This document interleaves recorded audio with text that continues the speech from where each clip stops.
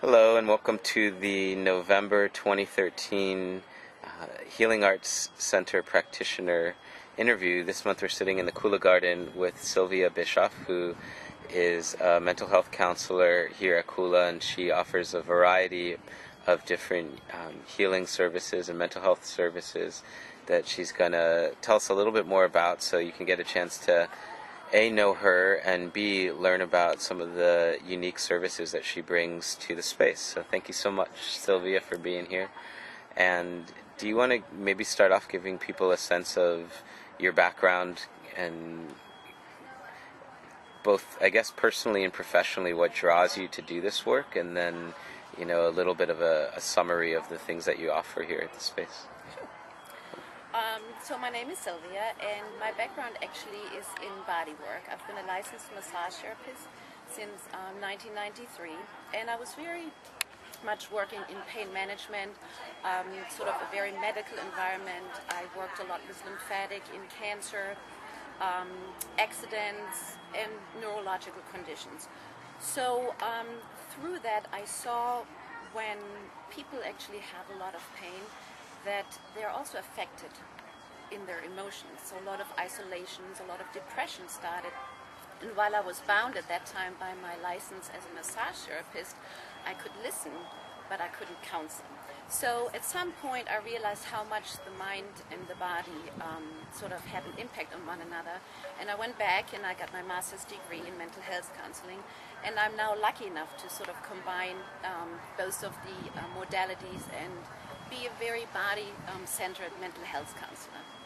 So what are some ways in which you utilize body-based practices in mental health counseling?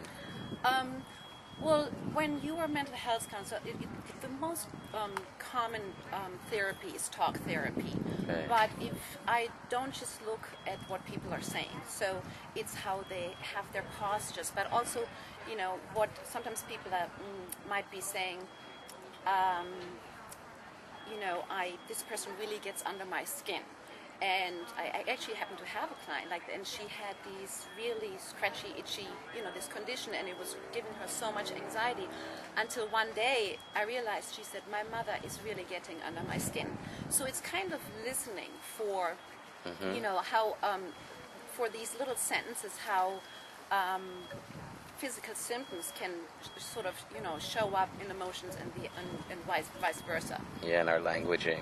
Yes, yes.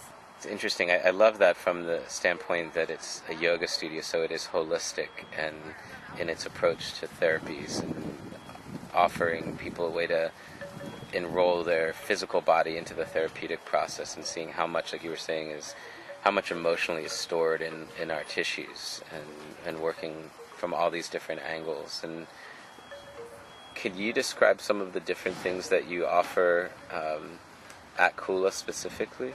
Yes, I offer EMDR therapy, which is a very well-researched trauma and grief modality. It is accepted by the American military and also by the American Association for Veterans as a very effective therapy for trauma.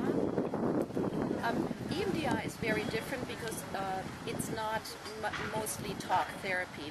What happens when somebody has a trauma is that the negative event that normally would be sent to our information process center and be digested there does not do that in a person who ends up having trauma. So the negative event goes to the information process center, but that process center is so disturbed that the person will start having physical symptoms such as flashbacks, nightmares, anxiety attacks, or even in very, very severe cases, post-traumatic stress syndrome.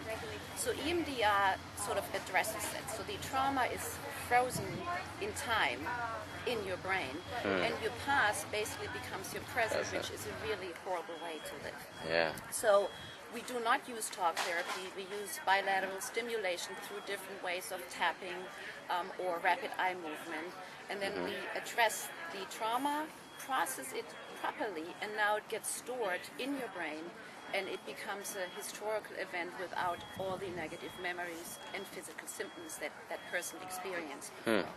That's amazing. Very cool.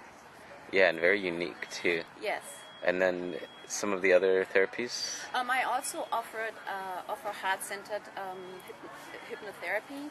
I was always interested in hypnotherapy because it allows you through a very light hypnotic state to go and talk to our subconscious, where a lot of stuff, really sort of hides. Right. And heart-centered hypnotherapy is really wonderful because it addresses a lot of conditions that stem back from childhood. So there are certain patterns that people carry all their life, but that really started back in childhood through negative messages or through maybe neglect or just repeated conditions that weren't really good for their sort of development in their own self.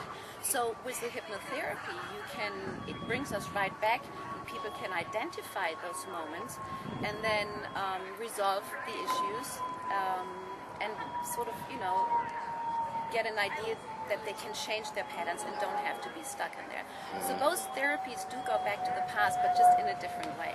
Interesting. And do you combine therapies, or is it usually somebody picks one and that's how you work with them? Sometimes people come to me and they've heard for, phobias or for maybe sexual abuse or some other trauma, in war or, accidents, and they think they want EMDR because they heard that it is effective. Right. But then really there's certain assessments that I do, and then really we might end up with heart-centered hypnotherapy or vice versa. So once I get to know the person, we talk and I tell them the advantage of the one or the other, they are open to then maybe try the one or the other. And it sort of comes with experience. Gotcha. And how I assess them then. And now recently you just completed a training with Dr. Brian Weiss, and is it past life regression therapy? Yes. Yeah, that's pretty interesting. Could you dive into that a little bit? Yes, I went 2 weeks ago to the Omega Institute, where it's the only place where he teaches it twice a year.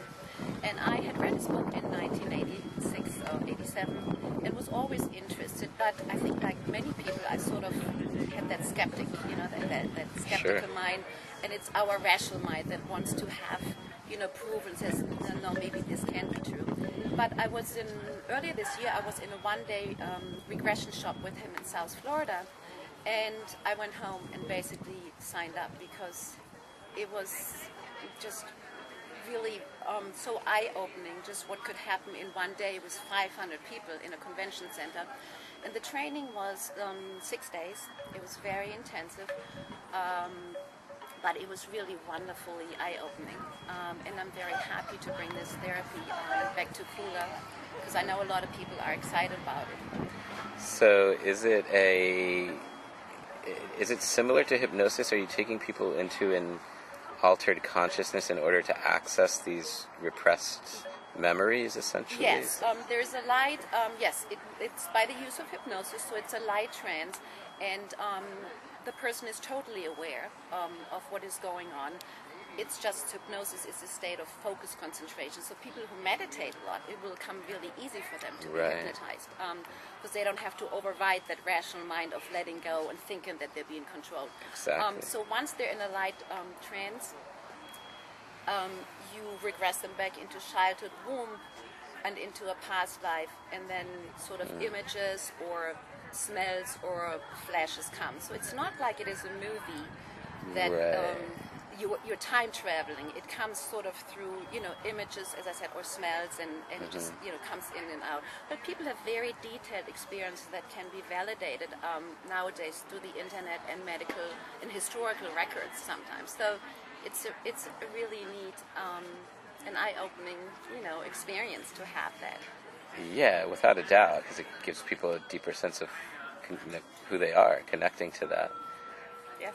Beyond the physical. So beautiful. Well, thank you so much for being here at Kula and offering all of these amazing therapies. I think it adds so much to the space, and I hope everybody tries them and is open to trying some different things in terms of taking care of themselves too. Well, thank you for having me. Yeah. Namaste.